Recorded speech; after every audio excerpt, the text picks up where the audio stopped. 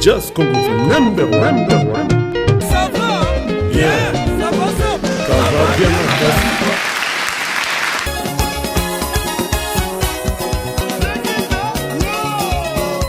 En direct de Bruxelles, le groupe Kinebouchier de JC Mozonzakesa Aïe le Soussou avec la maison Haute Couture GMB John M. Boston. Coca moi. Le groupe qui ne bougeait dans Katia Bruxelles, balobi ba kroko ya solo mokoto ya solo GMB.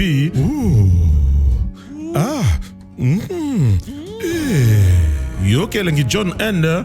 Boston, GMB, na Katia Bruxelles. Balobi c'est l'adresse l'avenue Louise numéro 211, Louise Ndé Makamboe.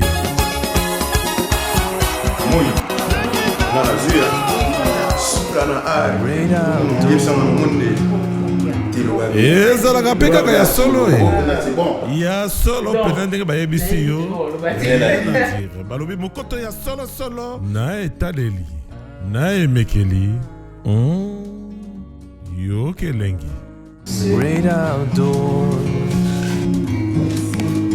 na John M. Boston, John N. Boston nde makambo. John Boston, la classe, la différence, la qualité. Congolais défouetté.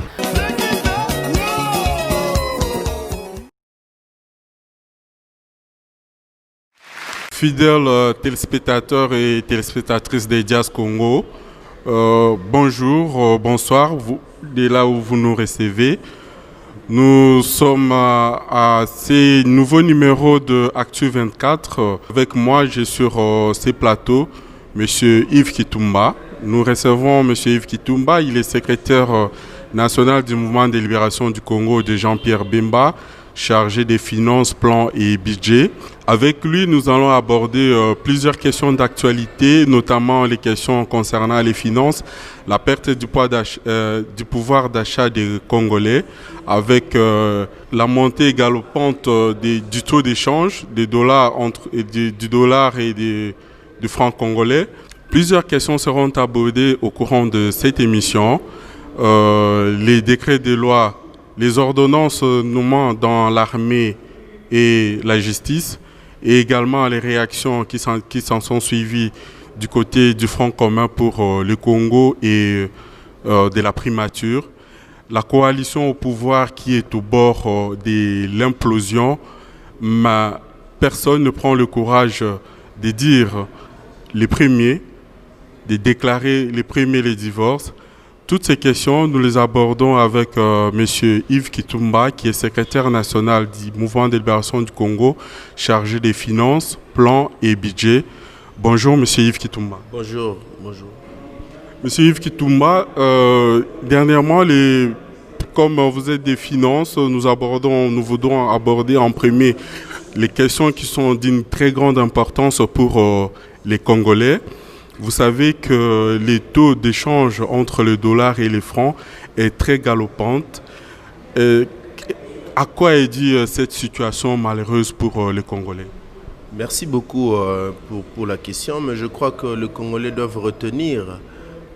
Nous avons fait plus de 10 tribunes en train d'expliquer que nous étions dans une pente dangereuse qui pourra amener notre pays à une inflation élevée, d'abord deuxièmement à la ruine de l'économie. Vous savez, depuis que ce pouvoir est en place, en termes de budget de l'État, on a toujours fait des prévisions au-delà de 5 milliards, mais la mobilisation est toujours à moins de 50%.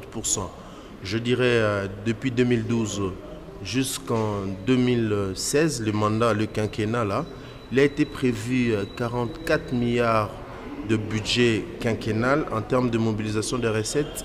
Ils n'ont fait que 24 milliards. Vous voyez, lorsque nous sommes entrés dans une crise avec l'accord de la Cinco, le Premier ministre est issu de l'UDPS, jusqu'au jour d'aujourd'hui, la situation ne fait que s'empirer. Pourquoi la situation ne fait que s'empirer? D'abord, vous savez que les réserves internationales ont été utilisées de manière tout à fait incontrôlée. Deuxièmement, la production ne suit pas le cours de la vie nationale. Troisièmement, c'est que la gestion, elle est calamiteuse. Elle est calamiteuse dans le sens où le gouvernant, ils ne font pas attention à la gestion des finances publiques. Et aujourd'hui, nous allons vous dire que cette inflation ou la flambée des prix jusqu'en décembre, on peut atteindre 22. Les mois qui vont suivre, peut-être il y aura un pic.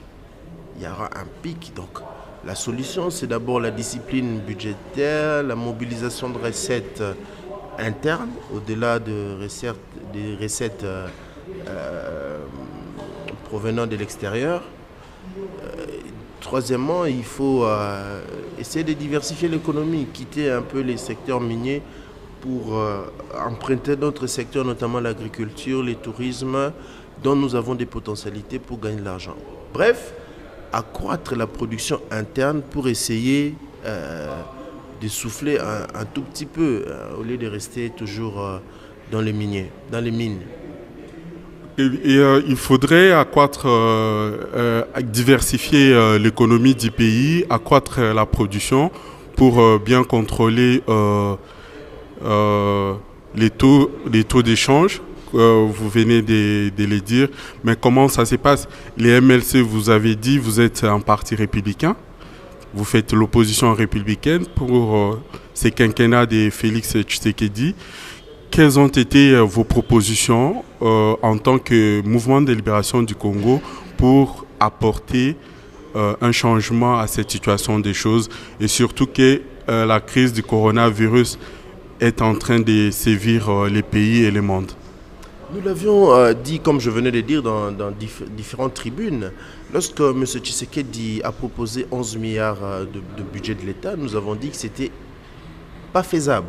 Vous avez vu, ça n'est suivi le plan de trésorerie avec une promesse des institutions de Bretton Woods de nous prêter 5 milliards de dollars tout en exigeant un plan de trésorerie clair qui donnerait des indications claires que nous serons en mesure de mobiliser au-delà des 5 milliards.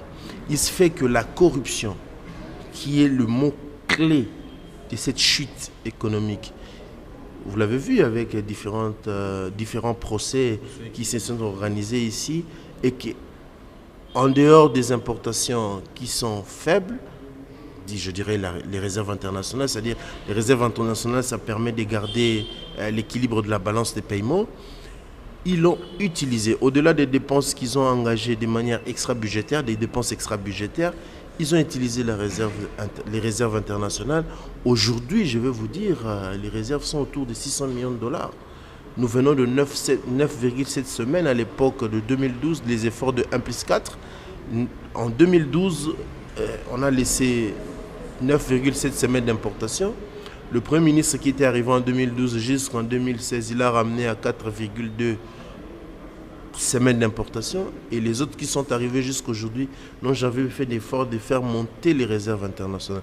Ça ne fait que baisser. Alors pendant que ça baisse, au lieu de garder l'équilibre, au lieu de garder la gestion orthodoxe, ils vont encore utiliser ces réserves internationales. Pendant que nous n'avons pas de production, vous voyez ce que j'ai à faire. C'est-à-dire, dans un pays comme le nôtre, vous avez de réserves pratiquement de 600 millions de dollars. Dans ces réserves de 600 millions de dollars, il faudra prendre les réserves d'État qui sont en termes de 400 et quelques millions de dollars, dont le pays fonctionne autour de 200 et quelques millions de dollars, y compris la corruption et la charge des institutions, ça pose problème. Pendant tous ces temps où il y a cette mégestion, il y a cette corruption qui continue à gangréner la gestion de la chose publique, il y a les Congolais lambda. Vous avez dit au MLC que votre combat est le combat pour l'intérêt de la population. Il y a ces gens-là, ces fonctionnaires de l'État qui perdent le pouvoir d'achat.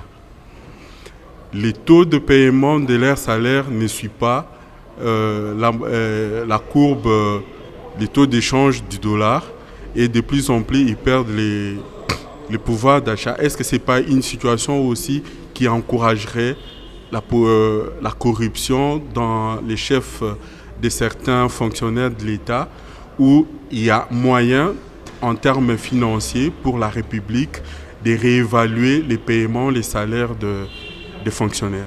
Bon, il y a deux volets dans votre question. Le premier volet, l'encouragement de la corruption, le fait que les fonctionnaires soient mal payés. Deuxièmement, je dirais que c'est une conséquence de cette mauvaise gestion qu'il y a. Vous savez que aujourd'hui, le rapport de Thabo Mbeki qui a amené en 2015 qui disait que jusque-là, c'est que le SOA perçoit en termes de recettes fiscales, c'est autour de 15% et que 75 ou 95% échappait à l'État. Ce rapport définit clairement que la corruption, c'est le mot-clé. Et c'est la conséquence de la corruption qui a une décadence aujourd'hui sur tout ce que nous voyons. Alors, la résolution est simple. Il faut combattre la corruption. Combattre la corruption à fond. Combattre la corruption de telle sorte que les recettes dues à l'État, je dirais principalement les recettes sur le droit de douane, sur les impôts, toutes ces trois régies financières qui produisent l'argent de l'État, soient à l'abri de la corruption. Et cet abri de la corruption permettra à notre pays de créer une incrémentation budgétaire. Cette incrémentation budgétaire... Comment est-ce possible que ça soit à l'abri de la corruption? Mais nous avons proposé, si vous avez lu notre programme, vous trouverez dans notre programme un schéma clair de lutte contre la corruption, un schéma clair d'accroître le budget de l'État, à créer une incrémentation au-delà de 120 milliards de dollars, le quinquennat. Et nous avons proposé des solutions. Ça veut dire d'abord le contrôle online des systèmes de la gestion financière, le contrôle alphanumérique par une méthode stochastique qui permet à l'État de capter toutes les recettes dues au Trésor et commencer à faire une déclinaison de l'orientation de ces recettes en termes d'investissement. Donc c'est un projet tellement scientifique que nous avons présenté dans notre programme. Si vous lisez le programme de gouvernance du MLC, vous trouverez ces éléments dedans et une évaluation claire en termes de projets d'investissement de notre pays, de projets d'infrastructures, d'électricité, d'énergie, de l'habitat, des logements. Nous l'avons élaboré dans notre programme de gouvernance. Mais le problème ici se pose parce que cette crise a une cause, une seule source comme cause. C'est la gestion qui est basée sur l'invérité. Depuis le 19 janvier 2019, vous savez tout ce qui s'est passé. C'est une coalition au pouvoir qui est issue d'une fraude électorale, d'une invérité. Cette invérité ne permet pas à ce que les deux camps puissent se mettre ensemble pour travailler pour l'intérêt de la population. Ici, c'est un combat politique où chacun voudra s'affirmer parce que chacun est redevable à l'autre. Ils perdent le temps au lieu de travailler. Ok, nous allons en parler bientôt de la crise politique qui est en train de sévir entre la coalition au pouvoir. J'aimerais un peu revenir à ma dernière question sur est-ce que le taux de change pourrait suivre les salaires des enseignants, des fonctionnaires de l'État? Ce que je dis donc, le budget que M. Tshisekedi a présenté, 11 milliards, le gouvernement, je ne dirai pas M. Tshisekedi, mais le gouvernement actuel de la coalition a présenté, c'était 11 milliards. Après, il y a eu une réduction. En principe, il devait y avoir un collectif budgétaire pour rectifier. Avec la crise de Covid, on est incapable de mobiliser 5 milliards. Là, au jour d'aujourd'hui, nous sommes au mois de juillet, ils sont autour de 38% de mobilisation de recettes en termes de prévision budgétaire. Donc ça veut dire qu'il y a eu aussi l'impact de la crise. Ça ne permet pas de capter les recettes de l'État. Et en revenant dans votre question pour dire si les taux de change doivent suivre, en principe les fonctionnaires sont payés au taux budgétaire. Je crois que le rectificatif budgétaire devait arriver avec le nouveau collectif pour modifier le taux de change au niveau du collectif budgétaire qui permettrait directement au Trésor public d'adapter les salaires de fonctionnaires en rapport avec le taux de change. Malheureusement, les choses ne vont pas assez vite, les collectifs n'est pas donné, le Parlement ferme, d'autant plus ils partent en vacances, donc les fonctionnaires vont subir. Parce qu'aujourd'hui, ils sont à 45%, non 47% de perte de pouvoir d'achat. Après, jusqu'au mois de septembre, ils iront jusqu'à 73% de perte de taux de pouvoir d'achat. Avant d'entrer dans les sujets de plus en plus très politiques, le ministre des Finances, Sélé Yalagouli, a été au Sénat dernièrement, le 21 juillet, et le Sénat a ratifié, a voté avec... le Sénat a voté les projets de loi, les 3 projets de loi que Sélé Yalagouli présentait sur les prêts entre l'AID et la République démocratique du Congo. Y a-t-il un espoir dans ces projets de loi qui concernent les prêts? Bon, écoutez, en termes de procédure, je dirais que c'est la procédure à suivre pour ratifier le prêt auprès des institutions financières. Mais moi, je ne souscris pas pour cette politique. Hein. La politique, vous n'avez jamais vu dans le monde un pays développé par le FMI, la Banque mondiale, et la BAD et tralala. Je ne souscris pas à cette politique.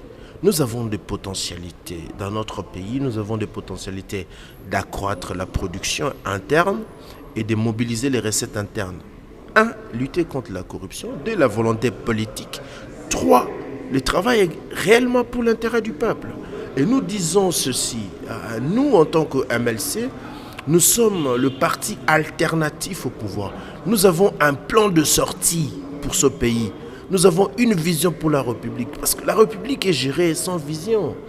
Comment vous pouvez avoir une potentialité de 80 000 hectares de terres arables que vous n'exploitez pas? Comment vous pouvez avoir d'énormes potentialités de tourisme, notamment dans le Kivu, partout dans le pays, de Katanga, l'Équateur, qu'on n'exploite pas? Nous avons également les ressources humaines, nous avons des ressources énergétiques, nous avons tout ce qui peut permettre à être autonome en termes financiers. C'est carrément la volonté. La transformation également exige des moyens. Non mais écoutez, je vous dis que nous avons toutes ces possibilités. C'est question d'une vision politique et de la compétence politique. Permettez-moi de dire que le gouvernement ou le pouvoir actuel démontre assez d'incapacité en termes de compétences politiques pour gérer ce pays. Parce que, moi je vous dis, nous au pouvoir, ces choses seront réglées dans peu de temps. Sylvestre Ilunga Ilunkamba, le Premier ministre à Lubumbashi, en mission de service envoyé par le chef de l'État, Félix-Antoine Tshisekedi signe des ordonnances nommant dans l'armée et la justice. MLC, vous avez un avis, vous avez quelque chose à dire? Non, nous n'avons pas quelque chose à dire, nous n'avons pas de commentaires à émettre, d'autant plus que nous ne reconnaissons pas ce pouvoir issu de la tricherie électorale. Ça c'est un. Deuxièmement, les réactions qui fusent de partout au niveau de la coalition, c'est les querelles de ménage. Nous ne sommes pas concernés dans tout ça.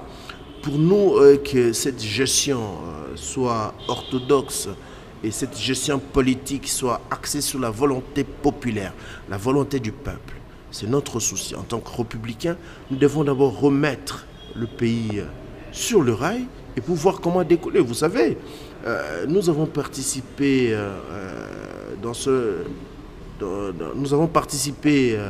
pour que le cadre juridique, c'est-à-dire l'installation des institutions, la constitution, les premières élections soient organisées. Ça, c'était un combat en partie gagné de notre lutte politique. Notre deuxième lutte politique, le point 2 de notre lutte, c'est le développement de ce pays. Et nous pensons que le développement de ce pays partira des acteurs qui sont tout à fait compétents. C'est-à-dire, le développement de notre pays est tributaire également de la qualité des hommes d'État, des hommes politiques, des dirigeants. Donc, pour nous, nous sommes sereins. Notre coalition, notre parti d'abord, le MLC a un avenir radieux. Notre parti a une vision et notre parti a l'adhésion populaire. Nous voulons la transparence dans la gestion. Nous voulons accéder au pouvoir par les urnes et qu'une fois au pouvoir, nous allons continuer notre combat politique qui était le développement de ce pays. Parce que sur le plan cadre juridique, nous l'avons fait, la réunification du pays, l'organisation des élections, l'installation des institutions ont été faites. Et aujourd'hui, nous attendons pour décoller pour le développement de notre pays. Que dites-vous alors de ces rumeurs qui circulent à travers les réseaux sociaux? Il y a même des journaux qui ont fait des publications dernièrement. Jean-Pierre Bemba serait en train de chercher un poste auprès de la coalition, auprès de Félix Tshisekedi, et qu'il serait pressenti, entre guillemets, je l'ai dit avec tous les réserves possibles, Premier ministre de Félix Tshisekedi.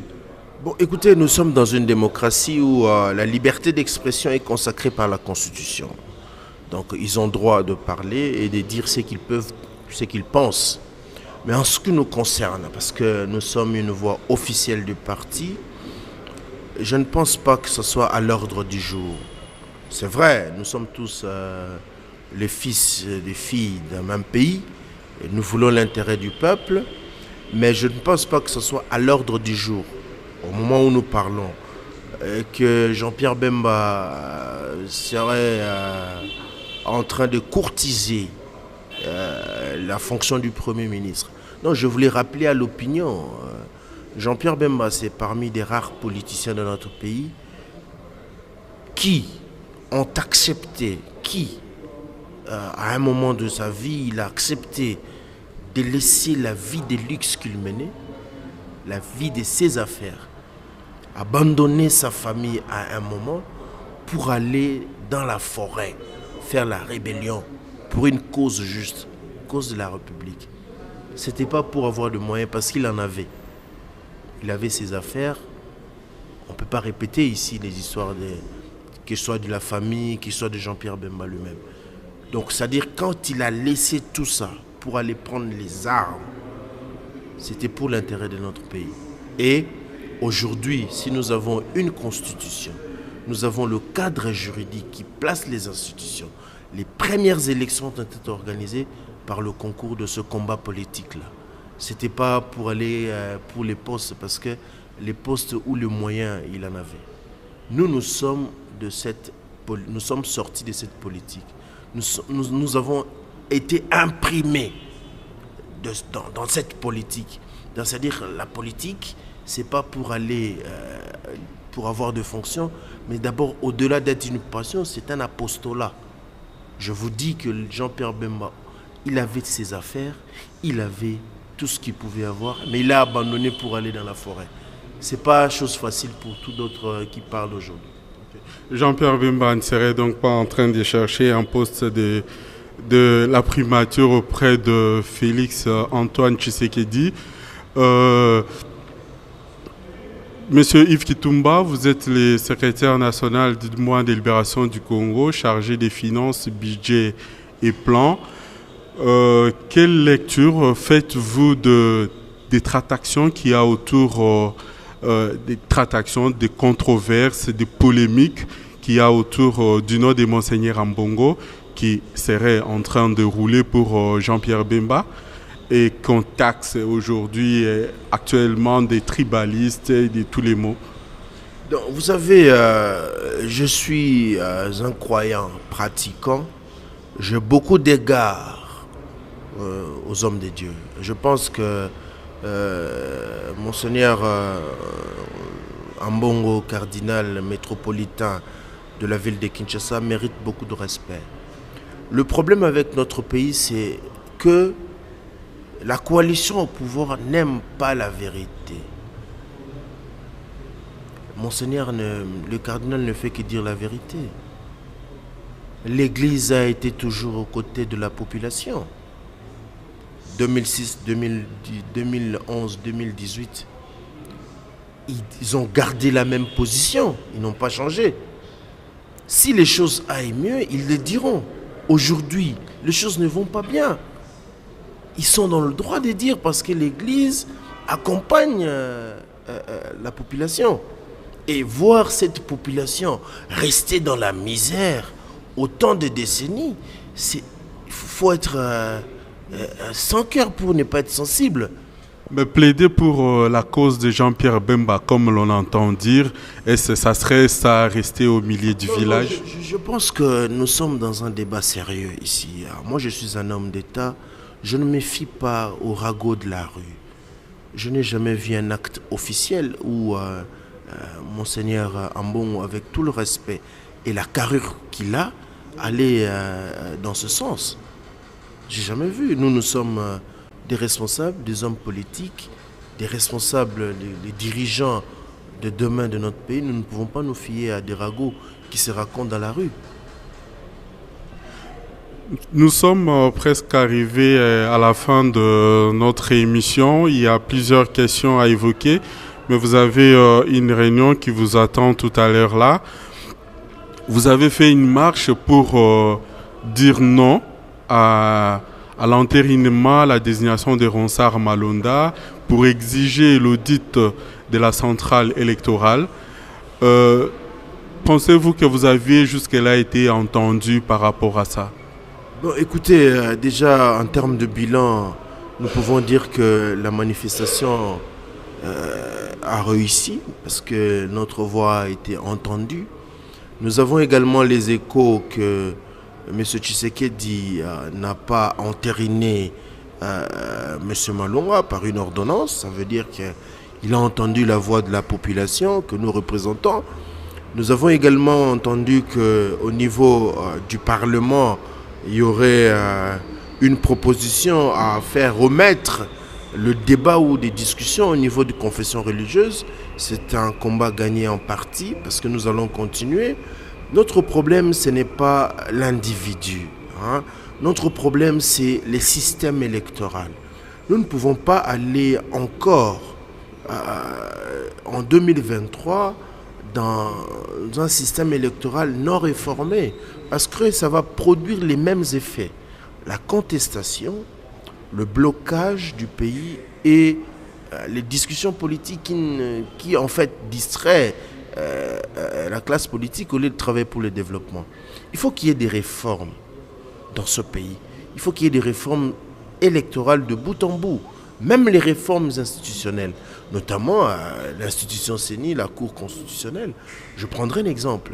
Nous allons au procès avec un autre candidat dont nous nous disputons le siège. La CENI nous assiste comme technicien. On dit, ben voilà, le preuve incombe à celui qui accuse. Mais la CENI est là, c'est elle qui a organisé les élections. Pourquoi pas ne pas dire dans la réforme que lorsque nous allons en contentieux électoral et que le recomptage soit le mode impératif de la gestion des contentieux, ça résolverait le problème. D'autant plus la CENI a le PV, une copie qui garde, il y a une copie qui remettent au témoin, il y a une autre copie qui remettent à la cour. Et que s'il y a deux candidats qui se disputent, vous prenez carrément les PV, vous recomptez. Et les débats, vous voyez ce genre de réforme? Nous voulons de réformes du genre. On attribue le marché à la CENI et qui est suivi. On a commandé combien de urnes, on a réceptionné combien, on a utilisé combien. On a commandé des bulletins de vote combien, on a utilisé combien, il est resté quoi? Vous visez également la réforme de la loi électorale en son article 10? Non, écoutez, la loi électorale en son article 10, ça ne nous gêne pas, nous MLC. Parce que tout juriste, tout homme de bonne foi, tout politicien sait qu'il y a eu un coup politique. Aujourd'hui, je suis content qu'il y ait de nouveaux juges au niveau de la Cour constitutionnelle. J'estime que ces juges garderont leur esprit scientifique. Parce que je vais vous expliquer à l'opinion un peu ce qui s'est passé à la Cour sur cet article 10. L'article 10 est clair. Condamné pour corruption, pour viol, pour crimes contre l'humanité, pour tout ce qui est des crimes graves.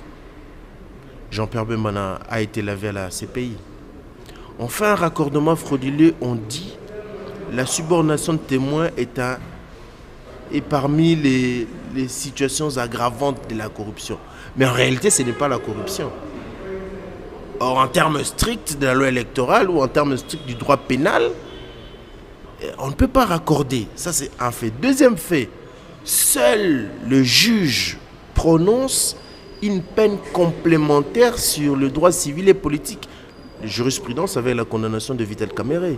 Le juge l'a condamné pour 20 ans de travaux forcés et a ajouté une peine subsidiaire pour dire « Monsieur, vous ne serez pas éligible, vous perdez vos droits civils et politiques pendant 10 ans. » Répartis dans un délai. Dans un délai. Bon, le cas de Jean-Pierre Bemba, l'article 10 ne nous gêne pas. C'est un combat karma politique parce que tout ce que je venais d'énumérer, l'article 10 ne le dit pas. Et en plus, ce n'est pas à la CENI ou à la Cour de condamner quelqu'un ou d'interpréter une condamnation. La Cour ne fait que constater, la CENI ne fait que constater et la Cour ne fait que constater. Mais nous avons assisté à une double condamnation. Parce que le juge n'a jamais prononcé la condamnation de perte. Seul le juge ne peut le prononcer, de droit civil et politique.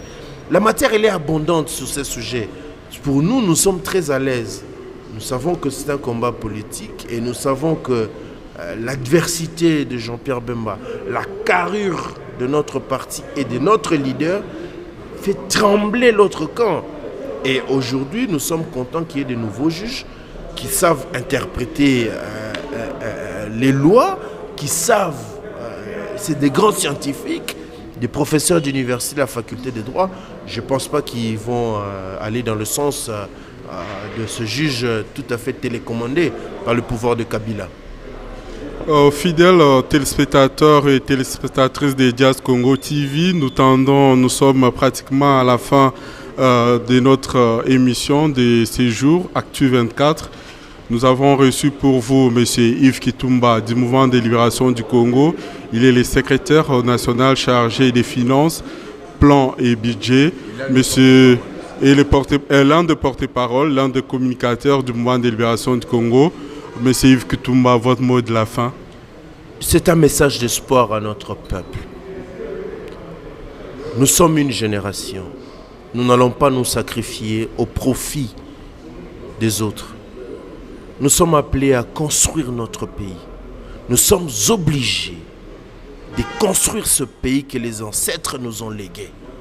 Nous sommes une génération, je suis en train de répéter pour la jeunesse, nous sommes une génération et nous devons nous mettre main dans la main, prendre ce qui est positif, au-delà de nos diversités, au-delà de notre divergence politique, d'opinion, divergence d'opinion politique.